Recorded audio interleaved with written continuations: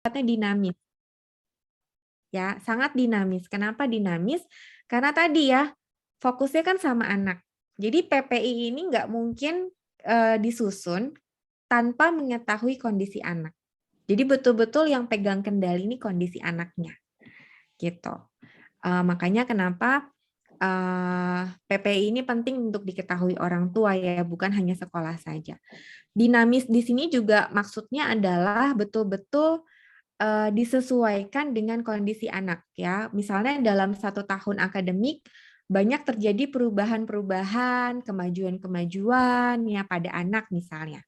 Nah, PPI tahun berikutnya harus menyesuaikan dengan perubahan-perubahan tersebut. Makanya kenapa dinamis ya. Dan tujuan akhirnya itu harus membuat anak bisa menyesuaikan diri dengan lingkungan. Atau kata lainnya adalah adaptif ya, dan mandiri. Ya, bukan gimana nanti nilainya gitu ya, bukan. Kalau di sekolah reguler kan indikator keberhasilannya itu angka begitu ya, atau misalnya uraian deskriptif dari angka tersebut.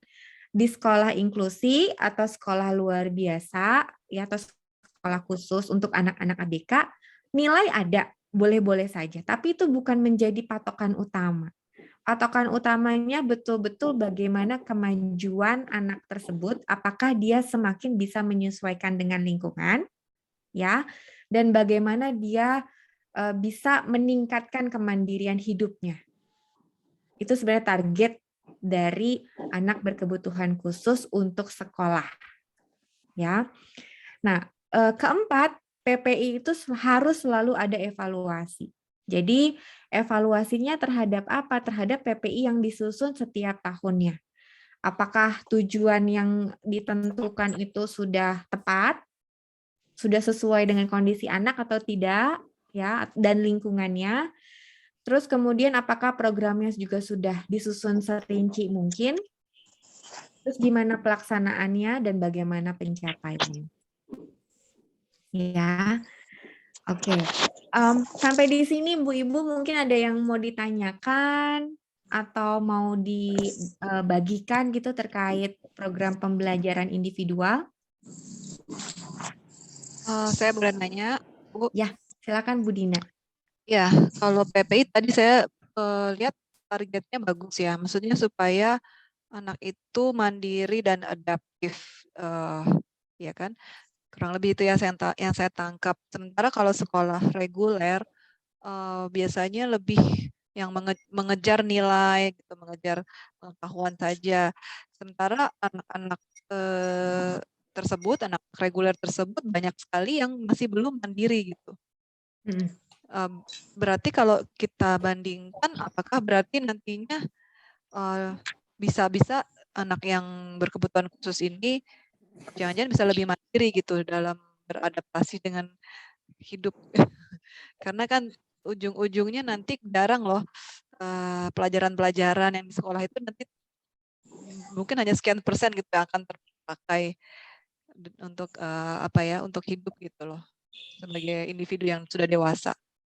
Gimana Bu, menurut pendapat Bu Evi?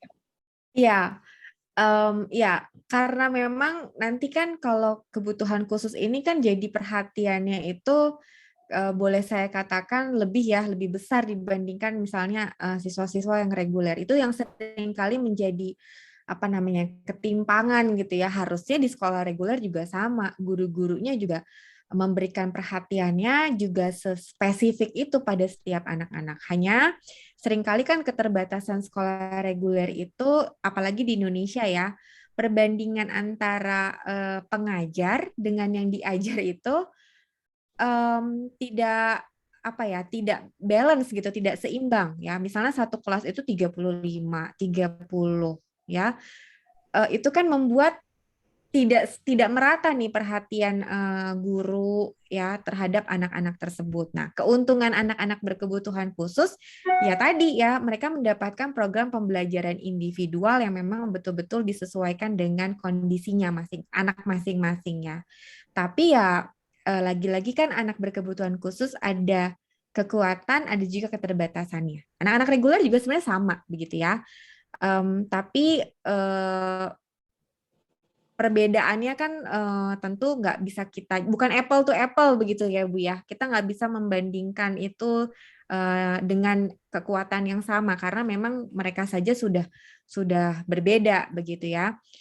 Kalau saran saya sih targetnya itu adalah bagaimana setiap anak, ya ini bukan hanya untuk anak berkebutuhan khusus, anak yang tanpa kebutuhan khusus pun kan sebenarnya target orang tua menyekolahkan mereka itu supaya mereka bisa menjadi lebih adaptif dan menyesuaikan diri dengan lingkungan yang berubah-berubah dan juga mandiri. Ya, tapi kalau anak berkebutuhan khusus, kebutuhan untuk ini tuh jadi lebih besar. Ya, apalagi misalnya kebutuhan khususnya spesifik pada misalnya kemampuan bina dirinya masih minim ya karena misalnya perkembangan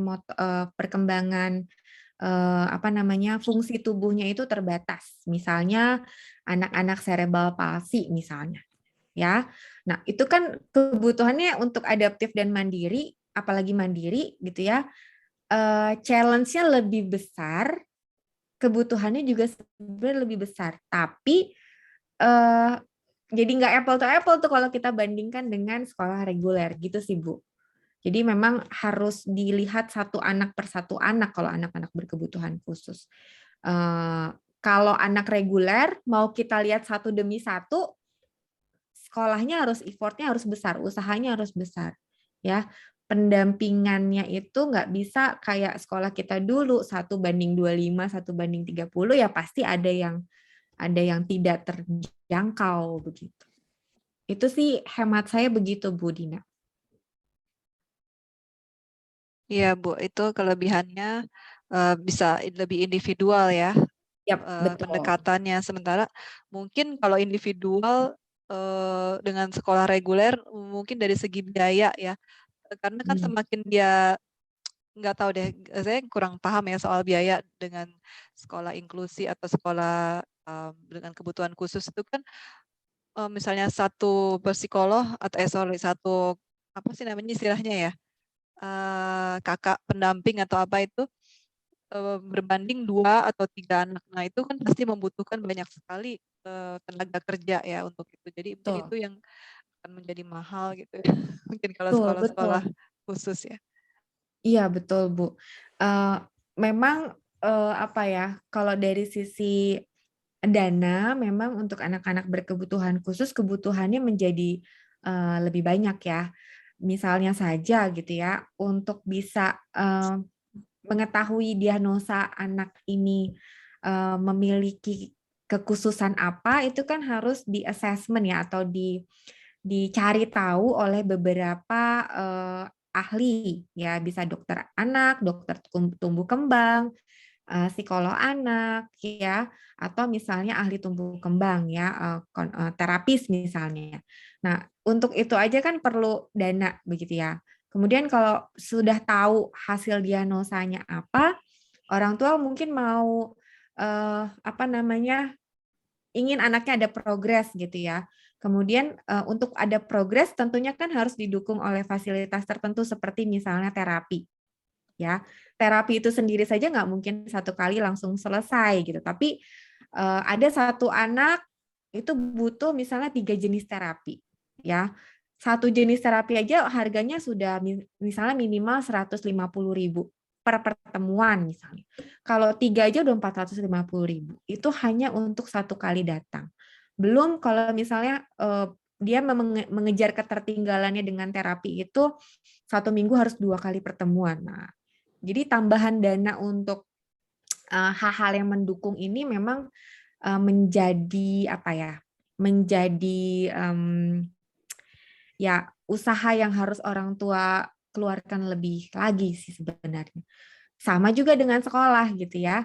Makanya kenapa sekolah inklusi itu di Indonesia tidak banyak ya, karena kalau ada pun kalau kita lihat itu belum memenuhi 100% ya indikator sekolah inklusi. Seperti misalnya PPI ini, ada juga sekolah reguler yang menerima anak berkebutuhan khusus, tapi disamaratakan gitu dengan anak-anak yang lainnya. Padahal nggak bisa seperti itu. Untuk anak berkebutuhan khusus harus ada PPI-nya, harus dimodifikasi tadi seperti Ibu guru siapa tadi saya lupa, mohon maaf gitu ya. Ibu Sinta begitu. Harus dimodifikasi. Nah, belum semua sekolah seperti itu yang menerima anak berkebutuhan khusus. Makanya orang tua harus bertanya nih PPI ini. Ya, ini sebenarnya adalah hak orang tua ya, ketika misalnya menyekolahkan anak berkebutuhan khusus, entah itu di sekolah inklusi atau sekolah khusus, ya, boleh nih ditanyakan programnya gimana sih 1 tahun ke depan, boleh nggak saya tahu, gitu. Ya, ada yang mau ditanyakan, ibu-ibu? Saya mau nanya, Hmm. saya mau tanya. Ya, Ibu Iya, Mince. Ibu Mincen. Silakan. Ini saya mau tanya, Oh ya, sebentar Bu. Mau nanya dulu ke Ibu Evi. Ini materinya masih banyak atau tinggal Masih sedikit? banyak. Masih banyak. Gimana, Bu Yola? Mau langsung tanya Aja kali jawab? pertanyaannya ya. Pertanyaannya di chat box aja dulu deh. Oh, disimpan dulu ya Bu Minten ya. Oh, oke, baik, Karena boleh. biar Ibu Evi melanjutkan mungkin agak sedikit lebih cepat. Tapi biar nggak lupa pertanyaannya ditulis Di aja chat di box, chat boleh. box. Gitu. Seperti Ibu Oke, Yola. boleh deh. Ya, Ya. jadi ini sebenarnya keuntungan ya program pembelajaran individual diketahui oleh orang tua. Karena seringkali nih yang mengetahui ini hanya sekolah, orang tua nggak tahu gitu ya. Atau seringkali sekolah udah ngajak orang tua, tapi orang tua nggak peka kalau mereka juga perlu untuk terlibat dalam penyusunan program pembelajaran individual ini. Nah, kemudian ada pertimbangan lainnya dalam penyusunan PPI ya. Jadi bukan hanya diagnosa anaknya itu apa, ya kondisinya gimana, tadi kekuatan, keterbatasan dan lain-lain itu, tapi juga ada 3 hal ini yang harus dipertimbangkan dalam penyusunan PPI. Ini juga harus kita pertimbangkan sebagai orang tua ketika kita mendampingi anak kita belajar di rumah. Mau anak berkebutuhan khusus, mau anak normal sekalipun, kita juga perlu pertimbangkan ini. Ya, yang pertama readiness, kesiapan anak untuk belajar. Kita sendiri, ya saat ini misalnya, readiness kita untuk ngikutin materi ini berapa persen sih? Atau misalnya untuk memudahkan mengukurnya misalnya, dari skala 0 sampai 10, kesiapan saya untuk ikut pertemuan ini 0 tidak siap, 10 siap. Ya, di skala berapa kita? Nah, kita juga harus lakukan itu sama anak-anak kita. Caranya gimana? Sebagai orang tua tentu kita mengamati anak kita kan setiap harinya, ya. Bagaimana gerak-gerik ya, bagaimana perilaku anak kita ketika belajar itu kita sangat mengetahui. Ya, sehingga readiness ini bisa dilihat dari pengamatan ya, dari informasi yang disampaikan oleh guru atau sekolah ya, dari misalnya hasil konsultasi kita dengan psikolog atau dengan dokter anak atau dengan terapis ya. Jadi readiness ini bisa kita lihat dari informasi-informasi yang kita peroleh tadi ya. Kenapa memang ya? Karena kalau misalnya kesiapannya minim, ya tentu nanti dalam proses belajarnya tuh akan banyak sekali tantangannya. Ya, dan itu akan menjadi tantangan untuk orang tua juga ketika mendampingi anak belajar. Contohnya tadi saya baru saja ya mendampingi anak saya belajar matematika. Oh ya, satu lagi. Readiness di sini bukan hanya readiness anak untuk belajar aja, tapi ternyata orang tua untuk mendampingi anak belajar readiness-nya juga segimana. Ya, kenapa? Karena ternyata sangat mempengaruhi. Tadi saya sudah melakukan pendampingan belajar sama anak saya nih ya pagi-pagi. Jadi saya langsung merefleksikan ini. Ternyata yang harus ready bukan hanya anak, tapi juga orang tua. Kenapa demikian? Tadi saya mendampingi anak saya belajar matematika, tapi saya juga fokus mau menyiapkan materi ini. Jadi pikiran saya tuh bercabang. Ketika anak saya sudah pada readiness yang optimal, saya sebagai pendamping tidak punya readiness yang sama dengan anak saya. Sehingga apa yang terjadi? Saya ingin dia buru-buru selesai ya mengerjakan soal latihan matematika. Jadi langkahnya tuh nggak sama, pace-nya itu nggak sama. Ya, ternyata itu juga berpengaruh dalam proses belajar anak. Kalau pendampingnya tidak menyesuaikan, ya, tidak satu frekuensi lah begitu dengan kesiapan anak, ya akan banyak kendala atau tantangan-tantangan. Sama halnya dengan kesiapan anak. Kalau kesiapan anaknya juga minim, orang tuanya udah siap banget nih dampingin anak belajar, tapi anaknya minim, itu juga akan membuat banyak sekali tantangan-tantangan dalam proses belajar. Yang kedua adalah maturation, ya, atau kematangan. Kematangan dalam hal apa nih? Fisik, ya, kognitif. Ya, kognitif itu berkaitan sama fungsi berpikir, nalar, ya, problem solving atau pemecahan masalah, kemudian analisis, ya, kemudian juga emosi, sosial, dan aspek-aspek lainnya, ya. Kematangan ini misalnya contohnya, ya, saya contohkan ya ibu-ibu, misalnya kematangan fisik, misalnya kematangan motorik halusnya. Ternyata kematangan motorik halus atau kemampuan otot di tangan itu masih belum pada level matang misalnya. Sehingga dia memegang pensilnya itu nggak kuat, ya. Tentu saja itu akan menghambat aktivitas belajar menulis atau menggambar atau mewarnai, ya. Sehingga kita nggak bisa tuh bikin target yang sangat tinggi untuk aktivitas yang di mana kematangan fisik terutama dalam motorik halusnya masih minim. Apa yang kita bisa lakukan? Ya udah, targetnya disesuaikan deh dengan kondisi motorik halusnya. Misalnya targetnya itu bagaimana dia bisa buka tutup jari jemarinya, gitu ya. Kan untuk bisa memegang sesuatu, jari jemarinya harus fleksibel dan harus kuat. Supaya kuat gimana? Oke, kita latih yuk untuk buka tutup, untuk meremas misalnya, untuk apalagi aktivitas yang bisa menguatkan dan merangsang motorik halusnya, ya. Ketiga adalah mastery atau penguasaan. Gimana tingkat penguasaan anak terhadap pengetahuan dan keterampilan dasar itu juga mempengaruhi dalam penyusunan PPI, ya. Kalau kita tahu tiga ini, PPI-nya akan lebih tepat sasaran gitu ya, sesuai dengan kondisi dan kebutuhan anak, ya. Kemudian ini juga yang saya refleksikan ketika mendampingi guru-guru belajar di Golden Kids dan juga anak di rumah, ya, prinsip sabar, ya. Selain sabar yang sesungguhnya, dalam arti yang sesungguhnya sabar, ya, kemampuan mengendalikan emosi gitu ya. Sabar di sini juga memiliki beberapa akronim. Ini ada berupa akronim gitu ya. Ada beberapa meaning begitu. Yang pertama spesifik, ya. Kalau mau mengajarkan anak berkebutuhan khusus, betul-betul memang nggak bisa langsung semua keterampilan dalam satu waktu kita mau ajarkan, ya. Satu demi satu. Misalnya mau punya kemampuan bicara, ya fokusnya targetnya di situ terus, gitu sampai tercapai, ya. Nggak bisa tuh lebih dari 2, karena seringkali itu menjadi tekanan buat anak, ya, dan menguji kesabaran orang tua. Ya, makanya orang tua sebaiknya betul-betul menyusun target belajarnya itu satu demi satu saja. Ya, kedua, amati nih progres anak saya dari hari ke hari gimana. Karena setiap kemajuan itu adalah berkat. Contohnya misalnya kemarin ada orang tua di Golden Kids gitu ya. Anaknya ini cerebral palsy moderat ya. Jadi sudah ke arah severe atau cukup parah begitu ya. Dia usianya sudah remaja ya.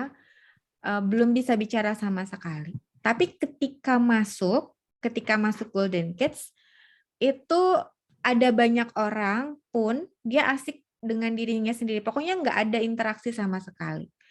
Beberapa minggu setelah sekolah, ya, dia mulai sering tersenyum. Kadang-kadang melirik melihat teman-temannya yang lain, kemudian tersenyum. Ya. Itu saja bagian dari kemajuan yang sangat-sangat berarti. Ya. Meskipun sebenarnya kalau mau dilihat lagi gitu ya, kemampuannya apa belum ada. Tapi itu bagi anak berkebutuhan khusus adalah sebuah kemajuan yang sangat pesat ya. Sehingga sebaiknya orang tua juga mengamati kemajuan-kemajuan kecil karena bagi anak-anak berkebutuhan khusus yang kecil itu menjadi sangat besar. Ya.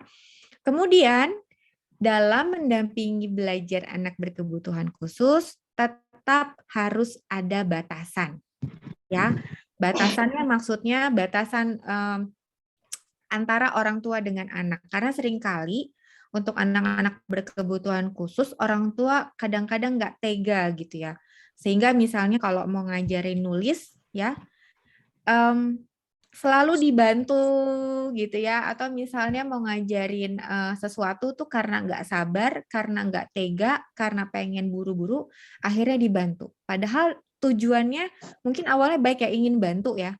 Tapi dengan banyaknya bantuan itu, kesempatan mereka untuk melatih dirinya sendiri itu menjadi menurun. Ya, sehingga kita perlu batasan gitu ya. Sejauh mana kita bantu, sejauh mana kita biarkan anak kita belajar sendiri. Atau melakukan sendiri ya. Maksudnya di sini belajar sendiri, bukan kita nggak mendampingi, tapi tadi ya, bantuan itu tuh harus ada batasan-batasannya. Kemudian, anak-anak berkebutuhan khusus ya tentunya semakin banyak alat bantunya, ya, apalagi alat bantunya itu betul-betul bisa mengkonkretkan ya materi yang abstrak, ya, itu akan memudahkan penyampaian materi. Dan yang terakhir, ini kuncian juga ya, repeat atau pengulangan.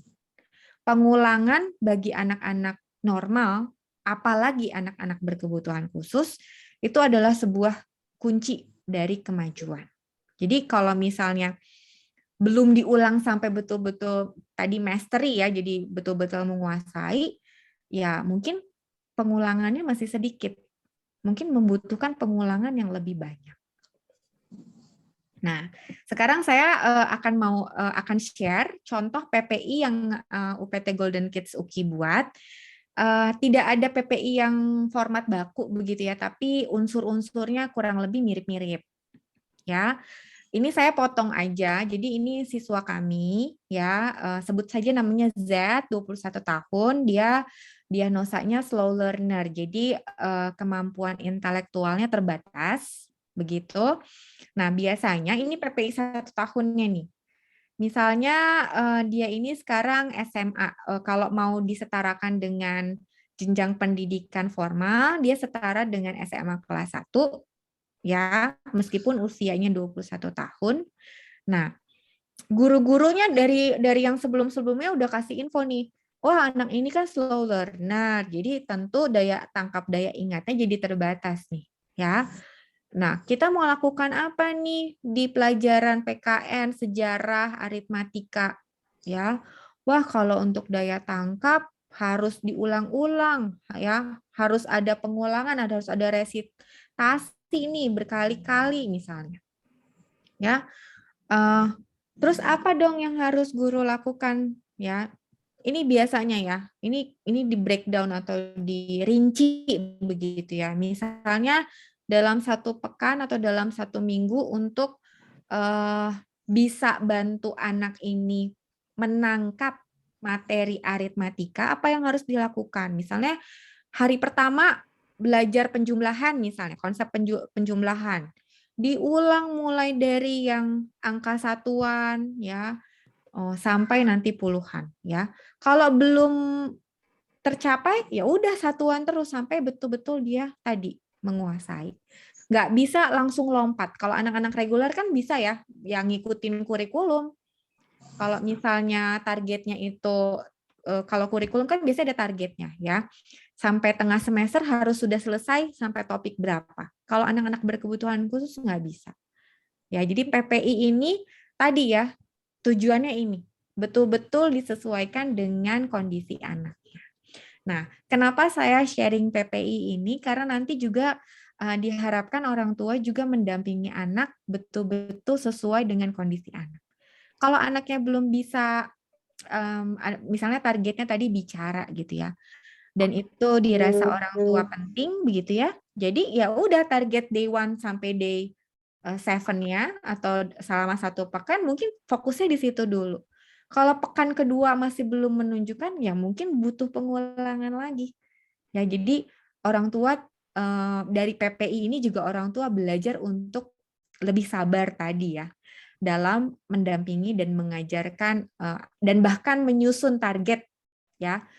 Target belajar anak tuh betul-betul lebih sabar, lebih langkahnya disesuaikan dengan langkah anak. Oke, itu saja Ibu Dina. Kalau ada pertanyaan, Oke, baik, makasih. silakan. Oke, Aku mau tanya, wow. Oh, oke, sebentar ya Ibu Menchen. Oke, terima kasih sekali Ibu Evi, bagus sekali penjelasannya, pemaparannya.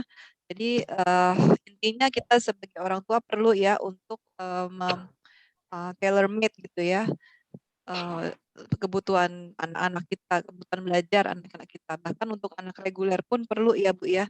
Betul ya nggak Bu? Karena meskipun reguler gitu nggak ada masalah dengan IQ, tapi mungkin dia punya masalah dengan apalah menulis gitu seperti anak saya tuh tulisannya masih jelek sekali gitu. Itu yang perlu diulang-ulang gitu ya Bu ya. Gitu Betul. ya. Oke, baik, saya buka dengan ruang pertanyaan. Sepertinya Ibu Mincen nih dari tadi sudah sabar mau bertanya, jadi boleh ya saya kasih ke Ibu Mincen Ya. dulu ya Bu ya. Silakan Bu Ya, Mincen. silakan. ini saya mau tanya, kalau untuk keterampilan untuk anak ABK yang sudah besar usianya 24 tahun, di Jakarta kira-kira Ibu tahu di mana? Maaf Bu Mincen, kondisinya apa Bu? Anaknya yang 24 tahun itu. Kondisinya ABK? Iya, apa ABK-nya jenisnya? Maksudnya jenisnya gimana? Autistik atau ADHD atau slow learner atau Autistik biasa sih. autistik? Autistik aja ya. Oke, ya silakan Bu Evi. Ya, domisilinya di mana Bu di Jakartanya? Tangerang sih saya sebenarnya. Oh, Tangerang ya. Tangerang Oh, sebenarnya Tangerang beberapa ada. ada sih, beberapa ada bisa dicari sebenarnya Bu. Tapi kalau di Jakarta Timur ya tentunya saya menyarankan ke Golden Kids. Gitu. Tapi kalau Tangerang mungkin saya harus tanyakan ke rekan-rekan sejawat ya yang Kalau bisa sih di mengetahui. Tangerang ya Bu ya, biar lebih dekat. Tangerang. Ya, betul. Itu pasti ada Bu di beberapa wilayah di Indonesia sekarang tuh sudah banyak sebenarnya ya. Tapi tadi ya Bu ya, tetap orang tua harus mengetahui dan terlibat dalam penyusunan program belajar anak ya. Jadi jangan jangan apa ya menyerahkan sepenuhnya hanya sama sekolah dan guru, tapi orang tua juga perlu terlibat untuk tahu dan juga mendampingi. Anak saya ada epilepsi, belajar keterampilan nggak apa-apa ya Bu ya? Nggak apa-apa, tapi tentu harus juga dikonsultasikan ke dokter karena biasanya epilepsi kan berkaitan juga dengan kondisi fisik ya. Ya. Pada situasi tertentu ada batasan aktivitas khusus kan yang nggak boleh terlalu sering dilakukan. Takutnya epilepsinya kambuh dan itu kan kurang baik ya ketika kambuh. Nah, perlu konsultasi tuh Bu sama dokter anak. Udah. Udah Bu. Cuman begini kalau misalkan sudah besar, anak saya kan udah besar sebenarnya masih perlu sekolah nggak Bu? Kalau hemat saya sekolah itu sangat bisa diperlukan dan dibutuhkan dan penting untuk anak berkebutuhan khusus. Jadi sekolah sampai di sini besar harus ya Bu ya? Iya, Sampai besar harus ya Bu ya? Iya, bahkan di Golden Kids itu ada yang umurnya 27 tahun itu masih sekolah. Golden kejauhan saya kalau ke situ Bu. Ya, maksud saya begini Bu. Sekolah di sini tuh bukan dalam pengertian yang sama seperti ya, jadi di sini itu maksudnya sekolah bagi anak berkebutuhan khusus, sekolahnya itu bisa menjadi wadah ya untuk anak-anak tadi belajar menyesuaikan diri dan mandiri. Itu target yang utama sebenarnya untuk anak-anak berkebutuhan khusus. Jadi bukan maksudnya itu perlu sekolah tuh maksudnya untuk belajar aja atau untuk apa? Enggak, tadi targetnya untuk adaptif dan mandiri. Jadi masih sangat perlu untuk anak-anak berkebutuhan khusus. Oh, saya pikir ini saya mau masukin keterampilan aja, soalnya saya pikir anak saya udah besar gitu. Ya, itu apa ya, sisi pendukung lainnya, Bu. Jadi kalau misalnya kan kalau menurut hemat saya anak-anak epilepsi itu tidak ada gangguan pada kemampuan komunikasi kan, Bu? Ini anak saya justru Ada ya? komunikasinya ini belum bisa. Usia 21 ya? Udah gede, udah 24, udah diterapi sih, tapi saya lihat kayaknya nggak ada perkembangan, jadi saya nggak lanjutin. Boleh tahu terapinya dilakukan dari usia berapa? Waktu anak saya kan usia 3 tahun udah terapi, sampai 7 tahun, tapi saya pikir kan pindah. Dulu kan di kota, saya pindah ke Tangerang, jadi nggak lanjut terapi gitu, Bu. Nah, karena Paling saya bantu berobat ke ini aja, ke akupuntur.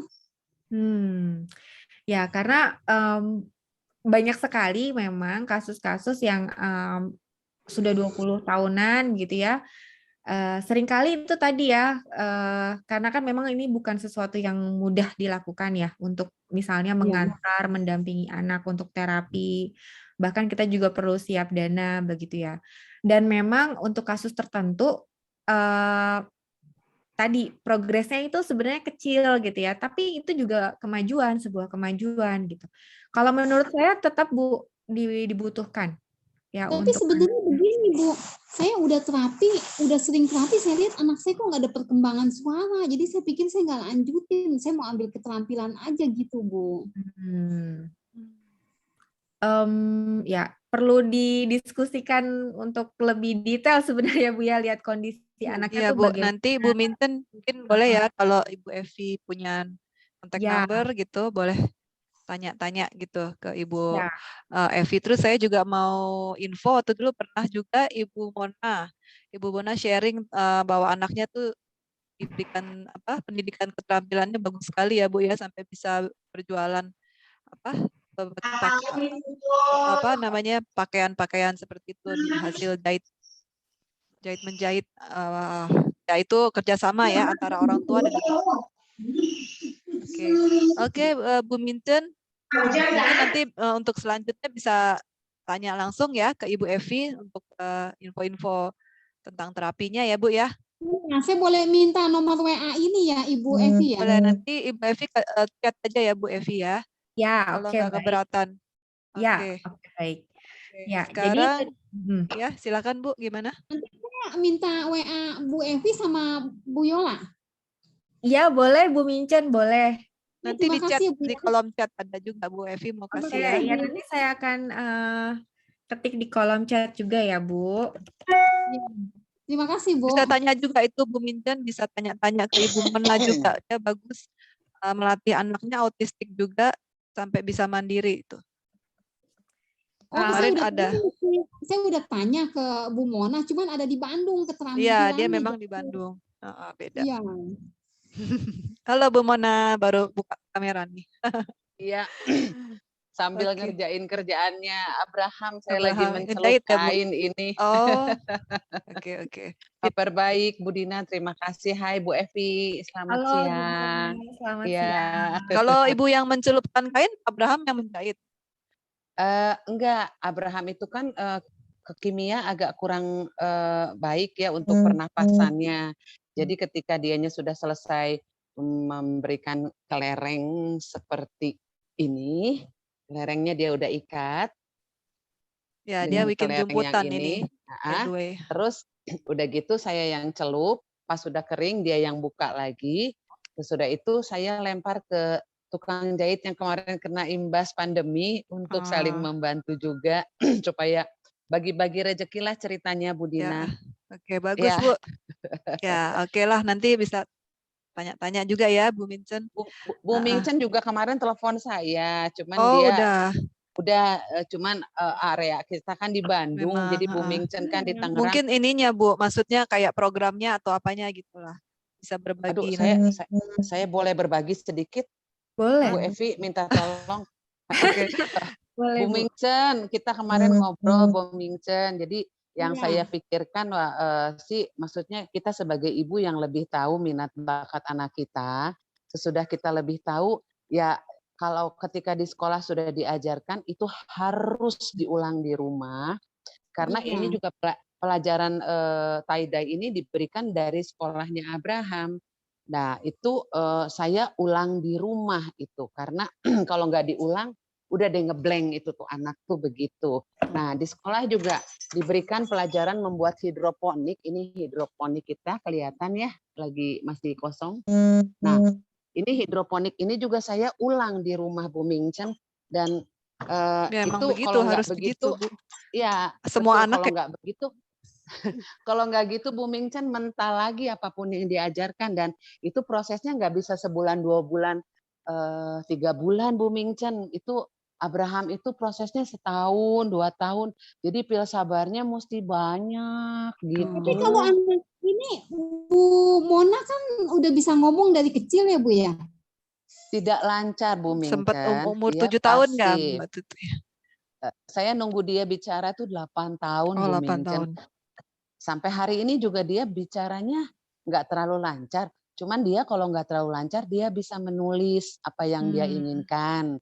Terus ya saya ngerti sih, cuman memang anak-anak ini kalau lagi ada maunya panjang tulisannya, giliran gitu deh Bu Mingchen gitu. Jadi memang pil sabar kita harus dibanyakin Bu Mingchen supaya ketemu. Ketika udah ketemu, dia duduk di sebelah saya kasih kerjaan, udah oke gitu Bu Mingchen. Jadi betul apa kata Bu Evi tadi, kitanya yang mesti siap dulu, sesudah kitanya siap, baru anaknya juga kayak punya feeling ya, kalau misalnya kita dampingi dengan hati yang damai juga dia akan begitu. Begitu Bu Mingchen, begitu Bu Evi. Terima kasih Bu Dina. Oke, terima Ya, kasih terima sharingnya kasih. Bu Mona. Saya lanjut ya ke Terima kasih. pertanyaan berikutnya nih biar mengejar. Tadi Ibu Yola ya sempat bertanya. Bu Yola mau bertanya langsung Ya boleh deh. biar Gini, nggak perlu baca lagi. ya.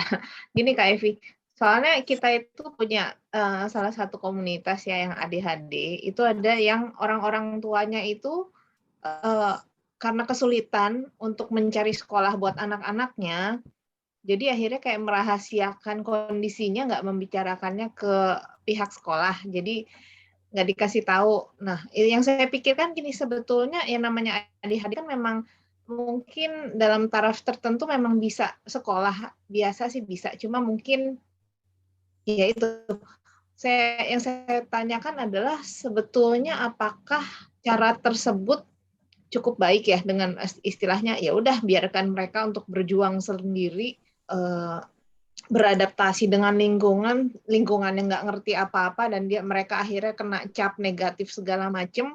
Ya apakah itu nggak apa-apa atau memang ya kita masukkanlah ke sekolah inklusif yang bisa menyesuaikan dengan kondisi mereka gitu loh. Baiknya gimana tuh Kak? Seharusnya sih sebenarnya anak-anak normal aja seringkali kan kita orang tua itu dituntut untuk bisa berkolaborasi ya, tadi kerjasama dengan pihak sekolah. Kalau ada kolaborasi biasanya gitu ya, biasanya apa yang diajarkan di sekolah itu selaras dengan yang ada di rumah. Begitu juga sebaliknya, nilai-nilai yang ada di rumah misalnya kita kasih tahu sama guru di sekolah, sekolahnya juga mengetahui dan akhirnya menyesuaikan juga. Ketika ada keterbukaan itu sebenarnya itu jadi jembatan untuk bisa sekolah sama orang tua itu mendukung anak ini. Jadi sebaiknya sebenarnya dijelaskan situasi anak kepada sekolah. Dan kalau misalnya sekolah sudah mengetahui dan tidak tidak merasa sanggup gitu ya untuk menerima dan mendampingi anak ini, ya harus cari sekolah yang sanggup. Begitu sih Kak. Jadi jangan tidak semua sekolah memang sebenarnya punya program inklusi begitu sih. Makanya memang terbatas dan seringkali itu jadi dilema orang tua gitu ya untuk udahlah anak-anak nggak terlalu kelihatan ini gitu kan. Tidak seperti misalnya anak-anak Down syndrome secara fisik kan kelihatan. Udah jelas gitu kan kondisi fisiknya tuh bisa terbaca oleh orang lain. Kalau ADHD itu kan akan terlihat ketika masuk sekolah formal ya. Iya. Disuruh duduk dalam waktu 15 menit aja mungkin sudah sulit, tergantung tingkat keparahannya sebenarnya ya. Semakin parah, semakin dia harus minum obat untuk mengendalikan fungsi kontrolnya, semakin dia terlihat tuh ketika di sekolah formal. Iya. Nah, harapan saya itu harus terbuka, Kak Yola. Soalnya kalau yang masalahnya kalau kayak di ADHD gitu kan, buat mereka yang nggak ngerti dengan kondisinya, itu pasti capnya negatif gitu loh. Anak nggak tahu aturan, anak bandel. Nah, itu yang maksud saya, efek-efek negatif itu kan yang akan mereka terima sebetulnya kan. Sementara orang tuanya tuh yang, pokoknya anak saya bisa sekolah di situ.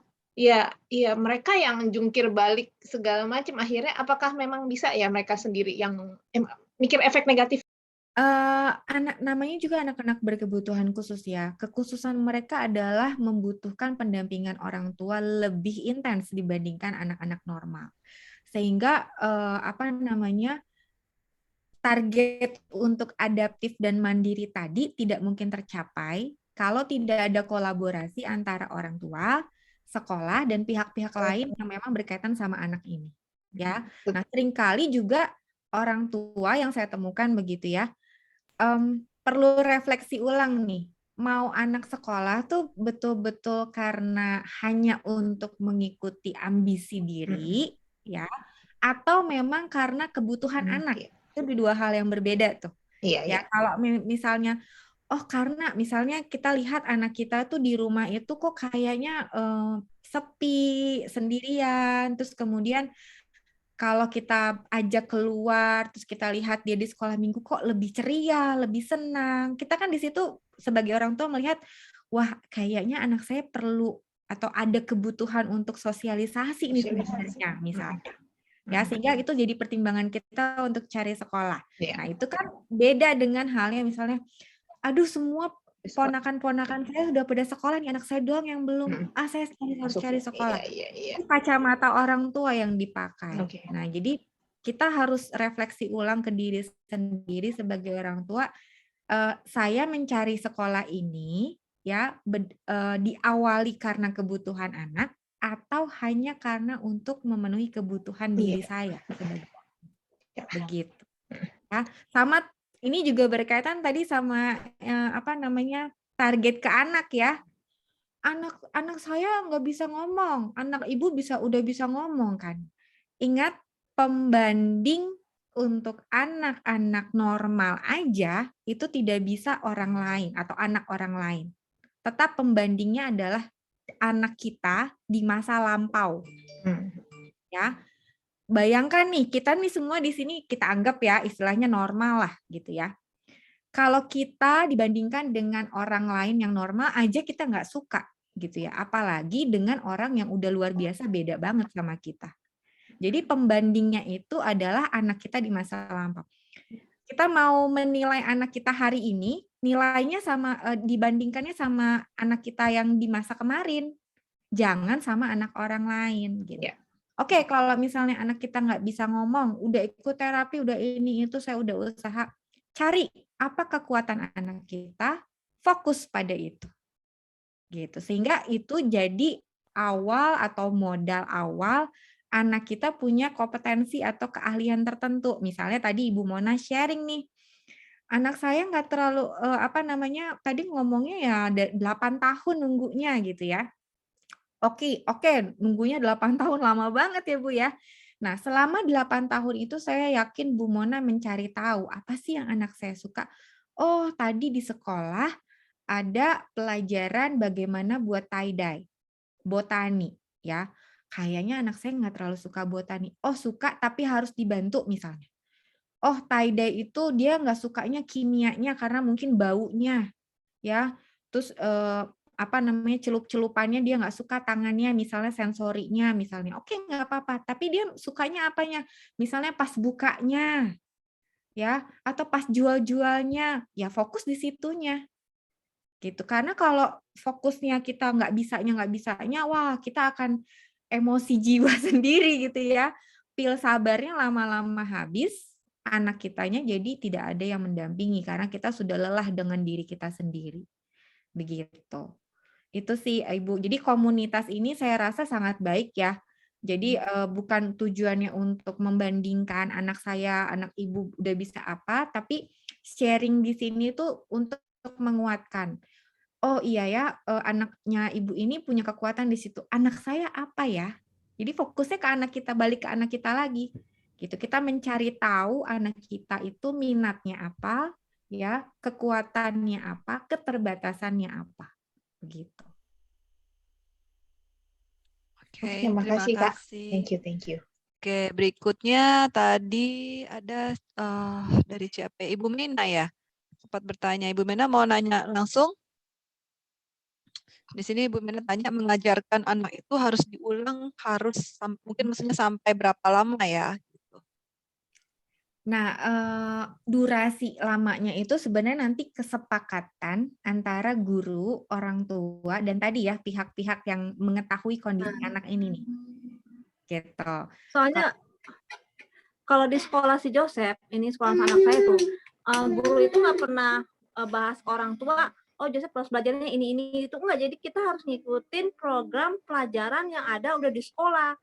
Jadi tanpa ditanya dulu ke orang tua, programnya gini enggak. Kayak waktu itu kan saya sempat protes juga tuh. Ada pelajaran kayak eksperimen suruh beliin pakai apa sih warna campuran gitu, terus pakai tepung lah, bikin istilah eksperimen gunung meletus. Saya bingung apaan ini pakai cuka apa? Saya mikir gini, ini buat apaan gunanya buat anak kayak begini? Saya mikir begitu dong. Anak kayak begini, jangan kan anak yang ABK gitu kan. Kita aja yang sekolah normal aja pelajaran kayak gitu tuh di kehidupan nyata tuh nggak ada guna gitu loh.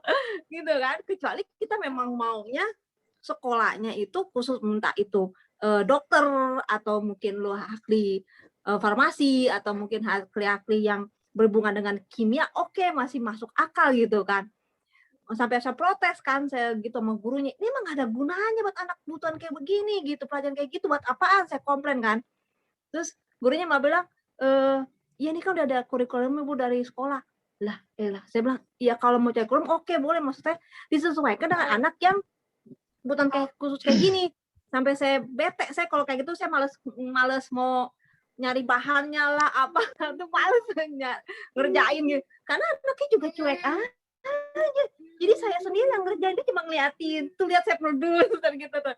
Atau kan ntar ada yang cat warna apalagi berubah warna gitu. Jadi eksperimen kayak gitu saya bilang ini mah gak ada hubungannya sama anak yang kebutuhan khusus. Di hidupan nyata pun juga gak ada gunanya. Nah, kayak gitu-gitu tuh saya sering komplain. Nah, kalau kayak gitu tuh bagaimana caranya lebih baiknya tuh untuk ke gurunya tuh? Lebih bagusnya bagaimana gitu? Iya, Ibu Mena boleh tahu sekolahnya ini sekolah reguler atau sekolah inklusi atau sekolah khusus? Sekolah khusus. Jadi anak itu muridnya juga dikit. Saat ini karena ada pandemi cuma ada 5 orang. Hanya 5. Berkebutuhan khusus semua ya 5-5-nya ya? Iya. Jadi 2 TK, 1 SD, 2 SMP. Oke. Dan itu masuknya nggak boleh setiap hari full Senin sampai Jumat. Jadi kayak Joseph kan TK jadi hanya 3 kali doang si Joseph dapat bagiannya gitu. Kalau saran saya Bu Mena, dengan kita diskusi PPI ini ya, sebenarnya kan anak berkebutuhan khusus tuh harusnya ada PPI-nya nih guru ya, harus membuat PPI ini sebenarnya. Coba ditanyakan supaya nanti ada diskusi nih antara orang tua dan ada kesepakatan. Misalnya orang tua menganggap anak saya itu Bu, kalau misalnya yang eksperimen yang seperti itu, misalnya kurang tertarik gitu ya, atau dia arahnya nggak ke situ, arahnya misalnya masak-memasak misalnya ya, ini misalnya gitu ya. Boleh nggak aktivitasnya kalau misalnya eksperimen lebih ke arah misalnya masak-memasak dibandingkan eksperimen yang berbagai bahan kimia misalnya. Atau kalau misalnya sekolah merasa, tapi itu bagian dari kurikulum Bu, boleh nggak dimodifikasi? Jadi misalnya eksperimennya itu yang bisa membantu anak saya punya keahlian yang berkaitan sama kelangsungan hidupnya, gitu. Iya. Apa eksperimen apa apa ya Bu ya? Oh, buat es krim kan itu bisa jadi bagian dari eksperimen ya, buat es krim gitu. Nanti si es krimnya dijual misalnya. Jadi ada komunikasi nih, orang tua tuh sebaiknya tidak hanya memberikan kritikan, tapi juga sama-sama bangun diskusi antara kebutuhan anak, ya, nilai-nilai keluarga dengan kondisi sekolah, ya, dan sama-sama cari solusi ini untuk anak ini. Jadi gimana Bu desainnya, begitu. Karena seringkali yang saya temukan komunikasi itu tuh nggak ada gitu. Itu seringkali yang terjadi begitu. Dan kalau mau anak kita sukses, ya ada kemajuan, itu biasanya pengulangan itu dilakukan oleh orang tua. Jadi pengulangan itu bukan hanya guru yang lakukan, orang tua di rumah juga harus lakukan. Nah, untuk pengulangan itu, kita biasanya durasinya itu berapa lama gitu? Misalnya kita ngajarin, misalnya contoh, ngitung angka 1 sampai 10. Nah, itu kita ulanginnya itu durasinya perlu berapa lama waktunya gitu? Untuk ngulangin doang. Tidak ada batasan waktu yang sama untuk anak, untuk setiap anak. Jadi kalau anak ibu kemampuan konsentrasinya itu hanya 5 menit, ya gunakan 5 menitnya itu untuk belajar. Kalau misalnya 10 menit, ya 10 menit lakukan, gitu. Jadi balik lagi nih ke prinsip PPI tadi ya, program pembelajaran individual. Waktu durasinya juga disesuaikan sama kemampuan anak, gitu. Nah, untuk program pelajaran individual itu apa termasuk belajar untuk mandiri kayak mandi sendiri, termasuk gosok gigi sendiri, itu apa termasuk? Iya, termasuk daily activities atau aktivitas kehidupan sehari-hari juga termasuk di dalam PPI. Ya, Jadi, soalnya kan sampai sekarang anak saya belum bisa mandi sendiri, gosok gigi belum bisa. Ya, jadi program PPI di sekolah untuk anak berkebutuhan khusus itu bukan hanya untuk akademik, tapi juga non akademik, gitu. Kalau akademik kan yang berkaitan sama kurikulum nih, ya. Tapi juga disesuaikan gitu. Misalnya kurikulum 13 gitu ya. Ya kalau ngikutin semua kurikulum 13 mabok anak kita, ya nggak bisa, ketinggalan semua. Pasti nilainya 10, 0, 20 gitu ya. Tapi bukan itu targetnya. Itu hanya kalau di anak-anak berkebutuhan khusus itu hanya formalitas sebenarnya. Ya, yang menjadi target ini non akademik nih. Kemampuan bina dirinya itu sebenarnya. Maaf Bu Evi memotong. Itu yang membuatkan PPI itu siapa sebaiknya? Guru, orang tua tadi. Semua yang terlibat sama anak ini sebenarnya bisa untuk menjadi yang berperan dalam penyusunan PPI ini. Ya, nomor 2 ini kolaborasi. Ya. Oh gitu, kolaborasi. Jadi tapi ada satu orang yang menyusun kan? Ya, guru. Guru ya. Guru di sekolahnya gitu ya. Iya, saya kasih contoh ya, saya share satu PPI dari Golden Kids yang saya punya. Saya mungkin hapus dulu namanya ya. Jadi itu yang buat tuh guru. Terus nanti tiap hari itu ada rencana pembelajaran harian. Itu dibuatnya juga dari PPI. Jadi PPI itu kayak rujukannya gitu ya. Sebentar, saya buat di mana ya? Saya juga pernah lihat waktu itu Bu Yola mungkin tahu ya, yang Prof juga itu ya, dia membuatkan untuk anak-anak ADHD khusus kayak setiap anak memang harus tailor made gitu, ada target-targetnya. Ya, harus tailor made ya kalau anak-anak berkebutuhan khusus. Ini dia. Ini misalnya ini siswa Golden Kids ya, misalnya dia namanya X gitu ya. Dia itu autistik ya. Dia pernah ikut terapi bicara, okupasi sama SI begitu. Terus setelah kita observasi, kita lakukan assessment ya. Assessment itu pengumpulan informasi data gitu ya terkait kondisi anak ya. Kita temukan ada keunggulannya. Keunggulannya anak ini bisa meniru gerak, sudah bisa meniru gerak, sudah bisa menulis dan meniru tulisan, ya, mampu mengingat irama lagu. Nah, ini keunggulan anak ini nih. Nah, keterbatasannya apa? Belum bisa belajar mandiri, belum mengenal huruf, ya, angka. belum mampu menyebutkan angka, ya harus dikasih kode dulu baru dia ingat gitu ya. Suka meniru yang diucapkan ya. Terus kemudian harus diberikan perhatian yang lebih untuk bisa merespon. Emosinya seringkali nggak stabil. Itu keterbatasannya. Dari kondisi anak ini dibicarakanlah sama orang tua. Jadi gimana nih Bu? Kalau untuk mata pelajaran tertentu targetnya apa? Maunya udah bisa nulis kata orang tuanya.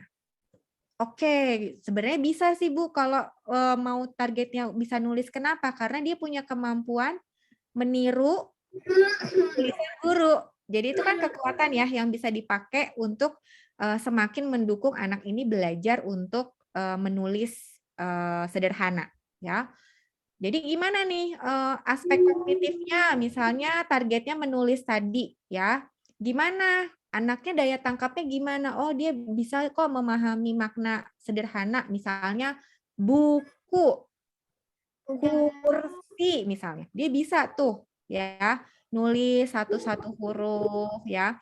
Tentunya nggak langsung bisa ya. Pengulangannya bisa 1 bulan, 2 bulan hanya untuk nulis 1 huruf. Ya, tergantung tadi anaknya ya. Durasi itu tergantung kondisi anaknya. Ya.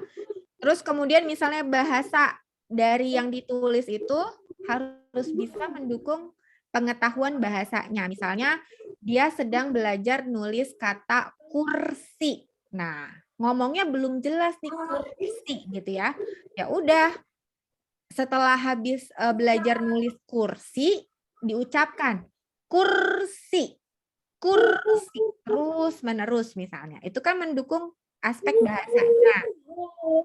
Ya, nanti misalnya bukan hanya mengulang bahasa, ayo coba sebutkan itu. Misalnya kita tunjuk gambar kursi. Apa namanya? Ini apa namanya? Dia jawab, kursi. Oh, kursi. Gitu ya. Misalnya dia belum jelas, kursi. Kursi. Ayo coba ulang. Kursi gitu ya. Jadi ada kesinambungan gitu ya. Belajar nulis kata kursi, belajar ngomong kursi, belajar untuk bicara kursi ketika kita menunjuk atau gurunya menunjuk kursi. Ya, misalnya aritmatika kan berkaitan sama berhitung. Gimana supaya berkesinambungan nih, kan dia lagi belajar untuk nulis kursi, ngomong kursi. Ya udah, hitungan-hitungannya atau tambah-tambahannya dari gambar kursi aja. Berapa kursi? Coba dihitung. 1, 2, 3. 3 kursi gitu misalnya. Ya, jadi temanya sama terus dan diulang-ulang terus ya. Tematik ya.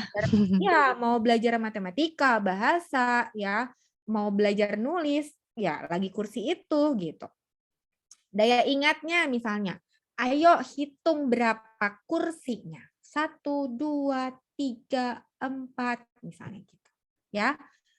Ya, itu bentuknya ya, bentuk apa namanya PPI dari disampaikan oleh orang tua, dilihat guru, atau ada informasi tambahan misalnya dari psikolog, dari terapis, itu juga bisa tuh untuk buat PPI ini gitu. Tapi tetap yang buat PPI-nya guru ya. Kolaborasinya itu dalam bentuk pemberian informasi dari orang tua, dari psikolog, dari terapis, dari dokter atau orang-orang lain yang memang mengetahui kondisi anak. Begitu. Oke, Coba dikasih sudah yang cukup. itu kepatuhan segala macam. Coba ini penting kayaknya nih yang sosial emosional. Ya. Coba bisa dilanjutin nggak? Ya, kalau kepatuhan itu kan memang ini seringkali tantangan sekolah itu terkendala karena apa yang diajarkan di sekolah tidak dilanjutkan di rumah. Ya, kepatuhan itu tuh bisa jadi hal yang mudah untuk dilakukan anak-anak berkebutuhan khusus, apalagi ASD, ya. Karena biasanya anak ASD itu suka yang rutin ya, yang berulang. Nah, kalau misalnya di sekolahnya begini polanya, di rumahnya begini, anak-anak ASD tuh autistik tuh atau anak-anak berkebutuhan khusus tuh jadi kesel. Anak-anak normal aja kesel, Bu. kalau apa yang diajarin di sekolah sama di rumah beda. Ya, kita sendiri aja kan kadang-kadang kalau menghadapi perubahan gonta-ganti gitu, nggak konsisten kan kesel gitu ya, apalagi anak-anak berkebutuhan khusus. Jadi sebenarnya kepatuhan ini hasil dari konsistensi. Apa yang diajarkan di rumah dan di sekolah tuh sama. Makanya kenapa sekolah dan rumah itu harus sering berkomunikasi supaya selaras nih, gitu. Targetnya selaras, dukungan yang diberikan sama anak juga selaras gitu. Seringkali gagalnya tuh di situ, nggak ada koordinasi, kolaborasi antara sekolah sama rumah. Begitu. Miskom.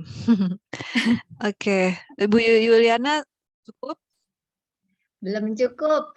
Aduh, kurang apa Itu lagi?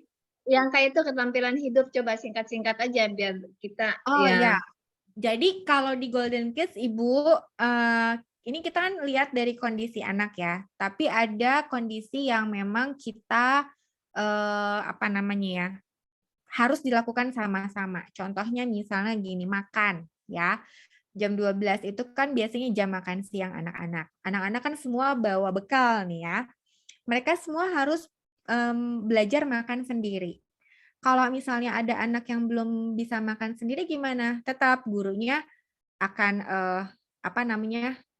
Ambilin makanannya di sendok, terus minta anak untuk suapkan ke mulutnya. Kalau belum bisa ya, kita pegang tangan anak ini, sambil kita jelaskan, yuk kita ambil sendoknya, kita ambil makanan, suap. Gitu ya. Jadi kita apa namanya membantu anak, tapi tetap sendok itu dipegang anak, ya. Untuk kasus-kasus yang misalnya motorik halusnya kurang oke, ya, misalnya cerebral palsy ya dia nggak bisa ini sendiri, targetnya nggak boleh disamakan dengan anak-anak yang nggak ada kendala sama aktivitas apa menyuapkan sendok ke dalam mulut gitu ya. Biasanya misalnya anak-anak itu kita tetap suapin ya. Kita cari area lain misalnya keterampilan hidupnya itu sepertinya adalah misalnya apa ya? Kalau untuk kasus yang parah sih Bu, memang bergantung sama pendamping ya. Tapi selama anak itu kita lihat masih bisa untuk melakukan sendiri, nah itu yang menjadi target orang tua. Ya, jadi betul-betul disesuaikan sama kondisi anak. Semakin parah kan semakin anak ini bergantung sama pendamping. Tapi semakin tingkatnya itu moderat keringan, ya, semakin keterampilan hidup ini bisa diajarkan. Begitu. Prinsipnya sih begitu. Ya, terus kalau misalnya di Golden Kids habis makan ya, selesai, ya mereka wajib untuk membersihkan dan mencuci piring alat makannya sendiri. Ya, tentu awalnya diajari oleh guru-guru ya, tapi lama-kelamaan itu proses yang harus diulang di sekolah dan juga di rumah.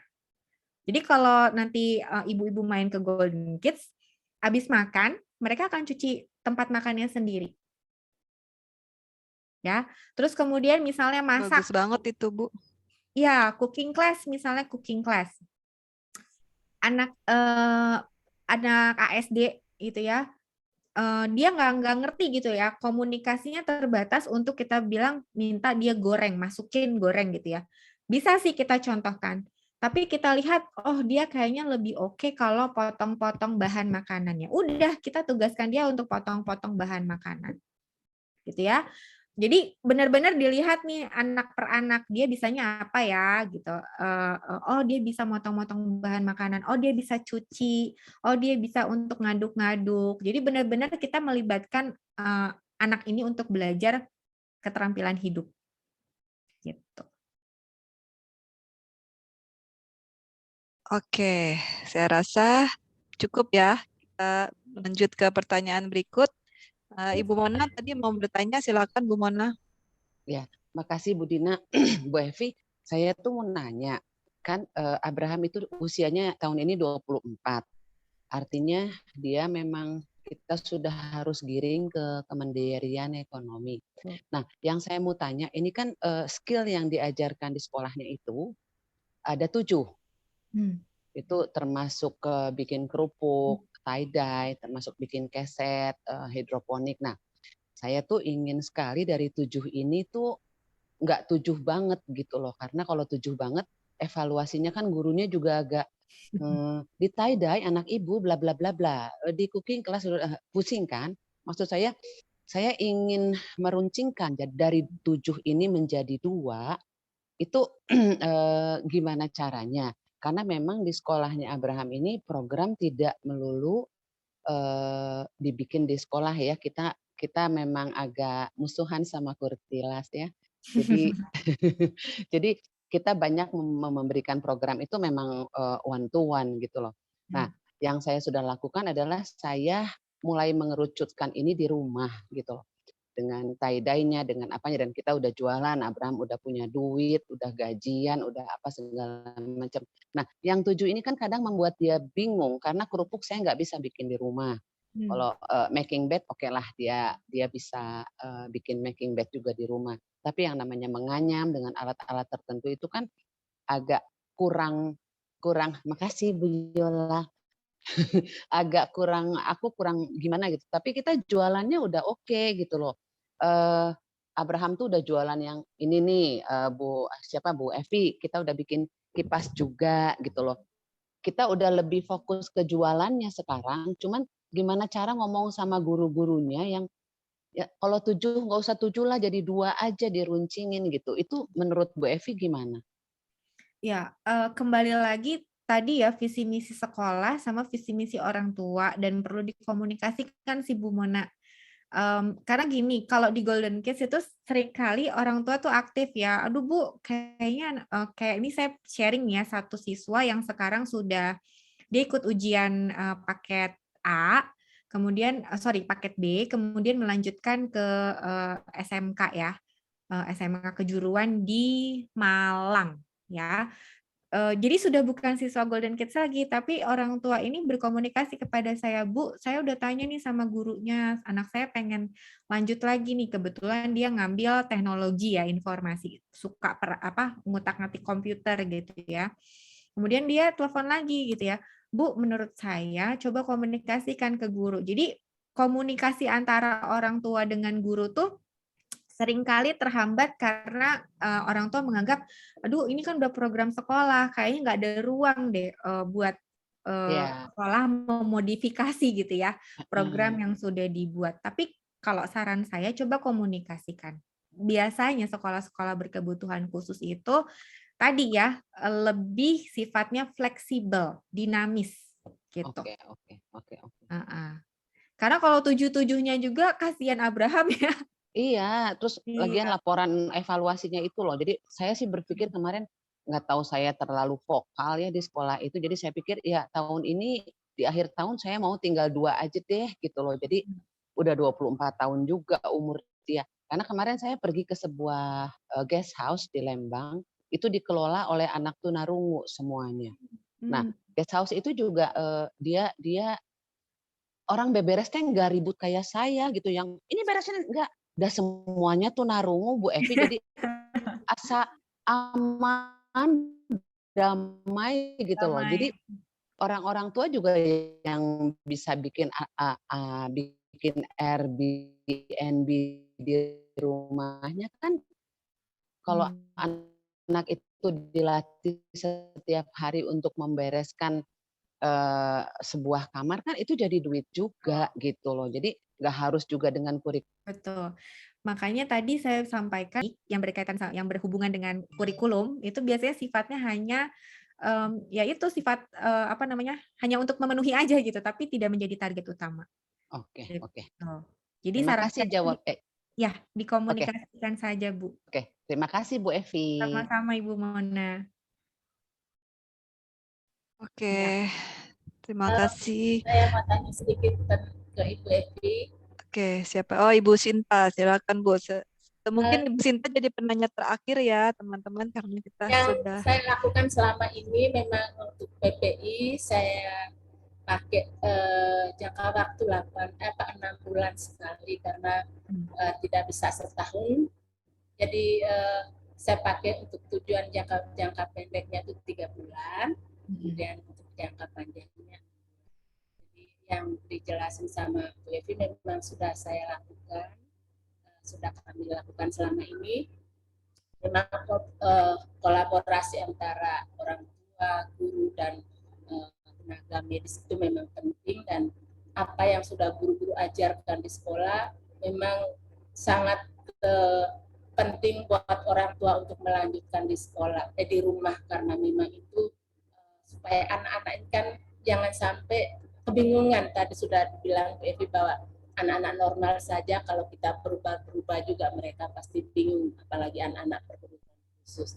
Nah, dari semua yang sudah ibu-ibu sharingkan dan Bu Evi juga sudah jelasin, satu hal yang saya tambahkan, saya lakukan selama ini bahwa semua usaha sudah kita lakukan, dan mungkin saya kembali kepada mungkin pribadi saya yang mengajar selama ini bahwa kekuatan kita terbatas. Saya serahkan kembali kepada Tuhan yang memang hanya Tuhan saya kembalikan semuanya. Jadi saya punya pergumulan selama mengajari anak-anak ini. Setiap kali saya menyentuh mereka, hati saya ini seperti hancur. Kenapa? Mereka kesulitan, saya lihat mereka kesulitan dalam belajar, dalam segala hal. Mereka kesulitan itu saya bawa dalam doa saya. Saya berdoa biar apapun usaha yang saya lakukan, berbagai cara yang saya lakukan, tapi saya minta Tuhan campur tangan supaya anak-anak ini bisa berubah dari apa yang mereka tidak bisa, mereka jadi bisa. Dan itu saya mengalami kenyataan itu dari tahun ke tahun bahwa perubahan anak-anak ini luar biasa, karena mereka memang latar belakang keyakinan berbeda, tetapi di sekolah kita saat mereka masuk sudah ada perjanjian sama-sama dengan orang tua bahwa kalau sudah masuk di sekolah ini, kita sekolah Kristen, jadi kita beribadah atau berdoa memulai pembelajaran ataupun mengakhiri pembelajaran, kita harus berdoa dengan keyakinan secara Kristen.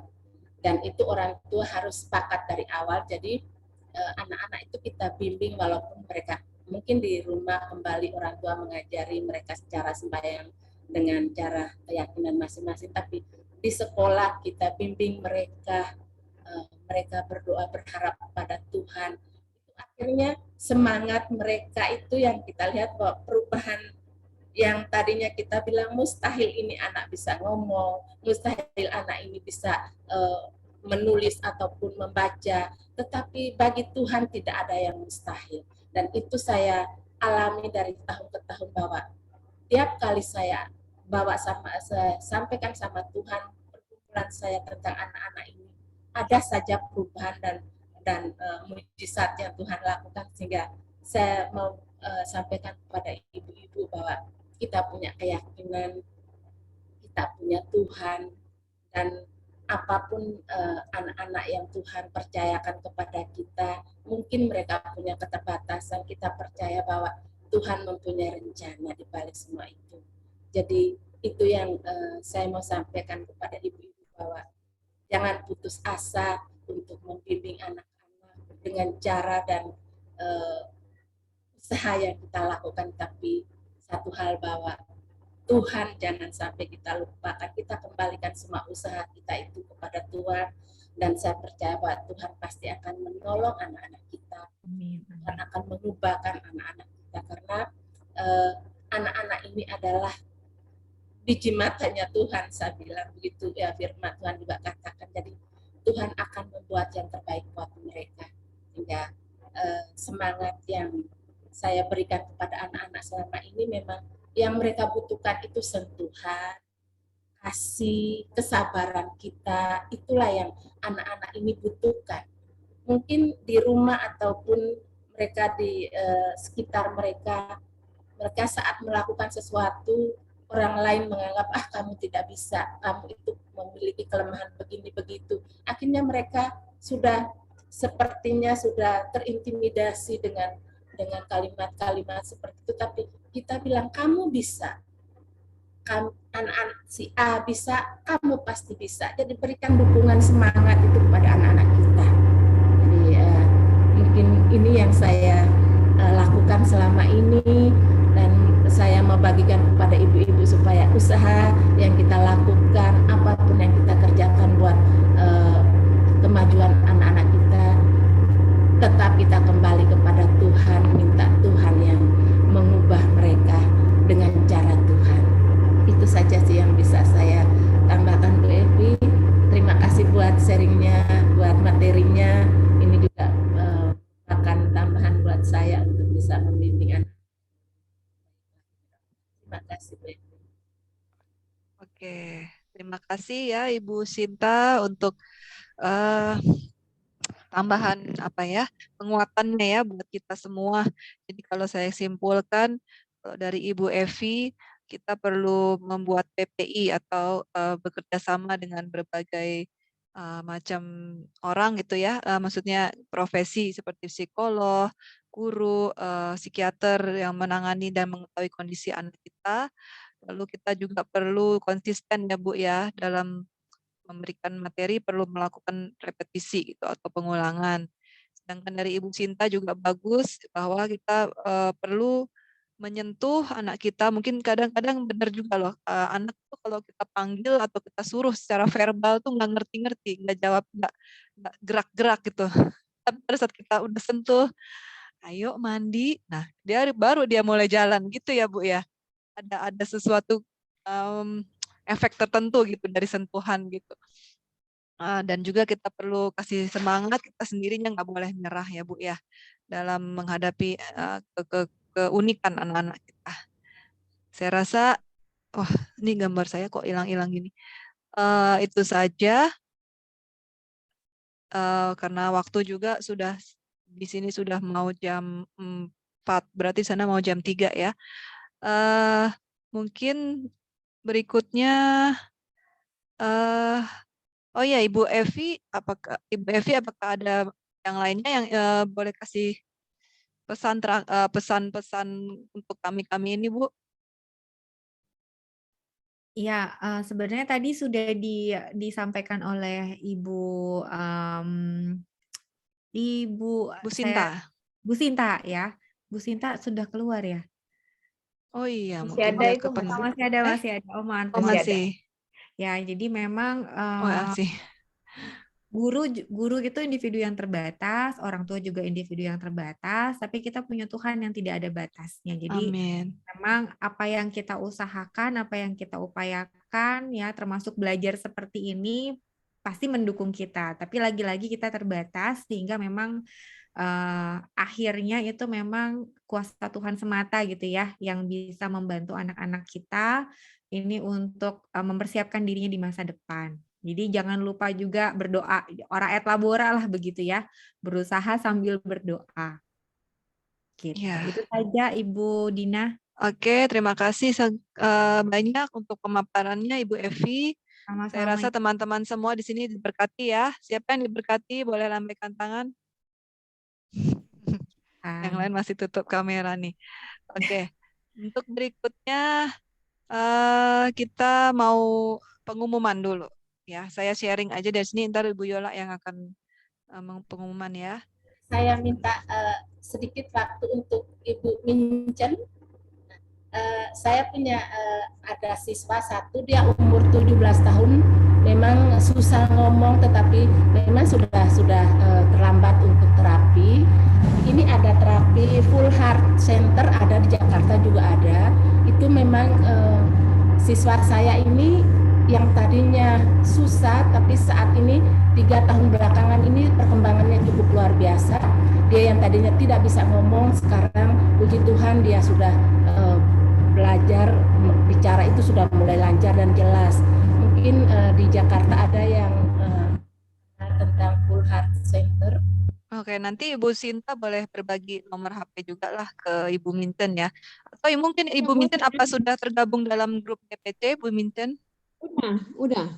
Oh sudah, nanti bisa komunikasi di grup ya, di grup WA biar semua juga dapat infonya. Ya Bu Sinta ya. Ya apa Bu, Ibu Sinta ya? Iya, Ibu Sinta ini di Bali Bu. Oh di Bali. Iya, sama kayak saya. Art Center ini ada pusatnya kan di Jakarta, dia ada buka cabang di Bali dan memang ada beberapa siswa kami diterapi di sana dan perkembangannya cukup bagus. Tadi namanya apa Bu yang di Jakarta? Full Heart. Full Heart Center.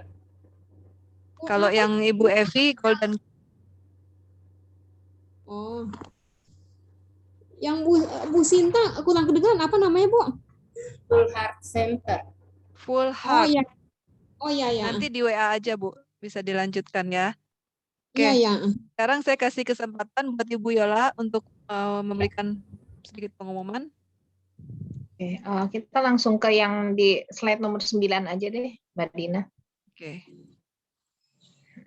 Oke, terima kasih untuk kesempatan yang diberikan buat dari Kak Evi untuk sharing di komunitas kami. Nah, ini ada sedikit pengumuman untuk minggu depan. Kami akan ada lagi fellowship jam 1. Jadi memang kita kalau di GPC ini selalu berselang-seling.